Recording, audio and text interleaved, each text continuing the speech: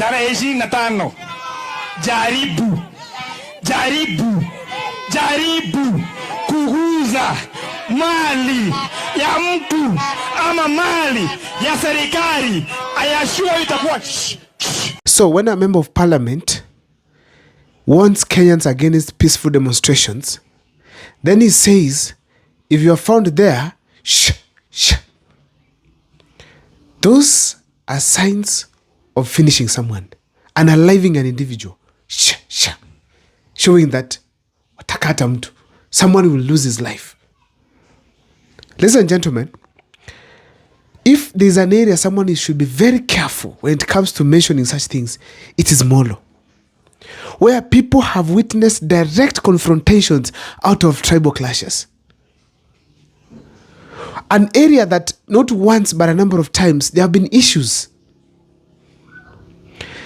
This is an area where, after the Genz protest last time, there's a gentleman who was literally killed while just heading to his house. Actually, it was some meters to his house. And the same MP was implicated a number of times. People started pointing fingers at him. He even gave some condolences in relation to that. The same MP right now, he's saying that if you are found demonstrating, shh. That is a young member of parliament with kids growing, and you are warning others from dying. Recently, there was a member of parliament whose son died. And Kenyans, literally, some youths were celebrating and telling him, now, also it is your time to shed tears out of death. Why? He was telling Murara Kebaso when he was being beaten at Bomas of Kenya, piga. Now, it came to his time where his son died. And people were like, also now feel the pain. That is not the Kenya we want, where we celebrate someone to be killed or someone to suffer in any way. That's not the Kenya we want. We want the Kenyan population to wish their leaders well, and the leaders also to think positive about the electorate.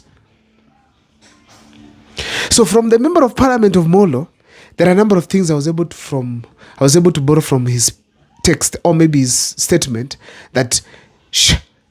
But before I do so, if this is the first time you're watching my videos right here at Mokwa Times, please take a second or to subscribe, like, and comment, because that is the best support you can always give this channel.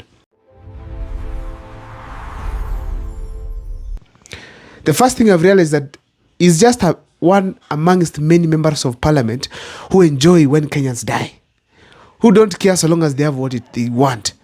When someone goes to demonstrate against the finance bill, or to remember one of their own who was killed before in the various demonstrations, it's not a crime. But now the member of parliament, despite being young, is enjoying an environment where if you also come out again, you will be killed.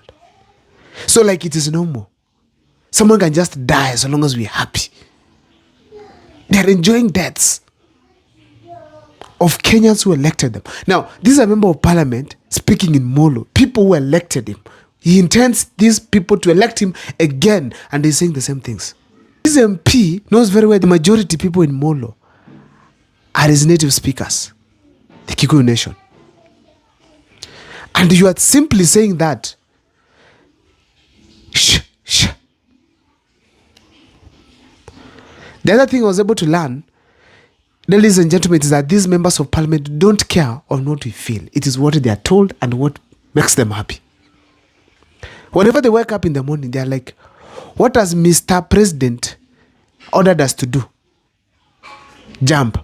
Don't ask when you jump, who will you knock along the way while jumping up? No. Who will you knock when you fall down? No. You just want to jump and jump and jump. You don't care the repercussions. That is not the Kenya we want. The members of parliament need to be concerned about the Kenyan concerns. In that, if I have woken up in the morning, I want to demonstrate, the biggest question is, why am I going to demonstrate?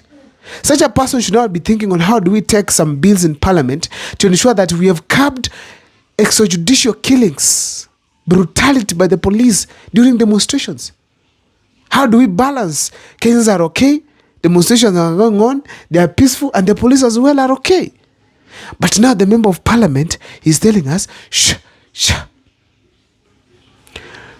Nobody will live forever in this world. As you wish others to die, you're heading there. When a member of parliament speaks that way boldly, there's a clear indication that you cannot alienate him from the past. Some of these bad things that have been happening in Molo, you cannot alienate him. He's enjoying that. Now it has not happened. Now imagine someone goes to Molo for the demonstration.